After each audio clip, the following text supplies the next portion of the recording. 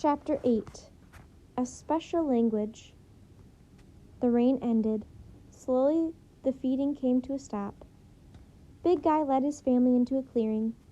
The tall grass sparkled with misty sunlight. The silverback lay down and tucked his arms under his head. The other gorillas gathered around him. Some beat the grasses until they were flat. Ho-Ho's mom made a bed of weed stalks for Ho-Ho. Bubba's mom made a bed of leaves for Bubba. Then she made 2 extra beds for Jack and Annie. They lay down with all the gorillas to take their naps. Jack used his backpack for a pillow. Lying on his leafy bed, Jack watched the mother of the baby gorilla groom her small baby.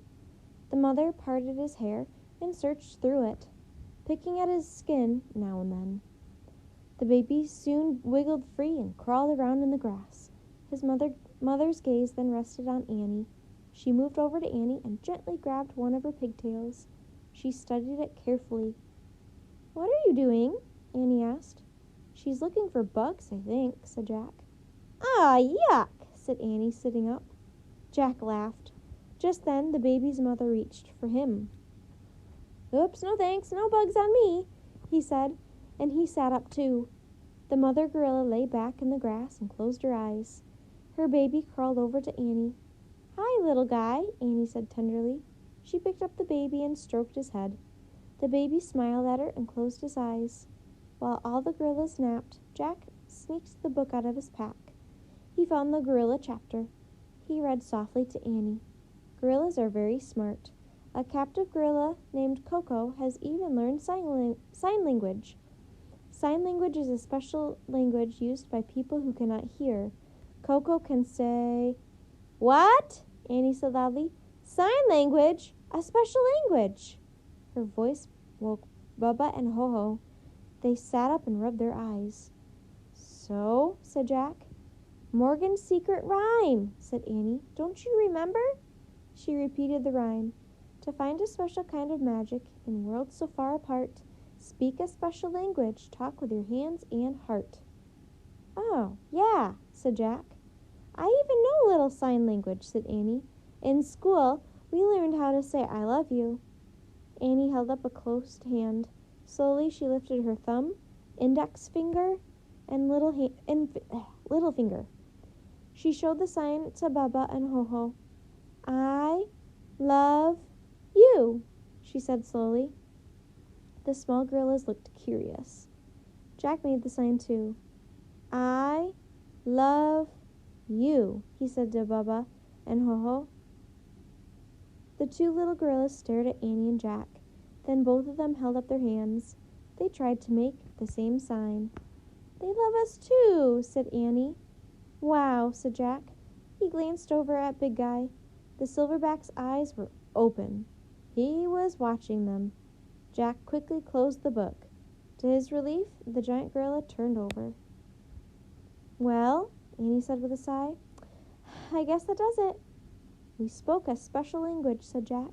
"We talked with our—" Before he could finish his sentence, Bubba pushed him. "Whoa!" said Jack. Ho-Ho held his little arms above his head. He reared back and charged at Jack. With a flying tackle, he knocked Jack over. "What's going on?" said Jack. "They want to play with you," said Annie. Bubba jumped on Jack and put him in a headlock. Jack broke free from the 2 small gorillas. He jumped up and dashed into the forest. Bubba and Ho-Ho charged after him. Annie carried little Guy and followed. She laughed as the small gorillas looked for Jack. Jack hid behind a tree. He pushed his glasses into place. He waited for Bubba. In a moment, she walked by. "Boo!" Jack shouted, jumping out. Bubba screeched and leaped straight up in the air. Jack cracked up laughing. Bubba didn't laugh, though. She bit her lip. She hid her face behind her hands. "Oh, Bubba," said Annie, "don't be scared." She gently put the baby on the ground. She reached out to comfort Bubba. Bubba wrapped her arms around Annie's neck. She buried her furry head in Annie's shoulder.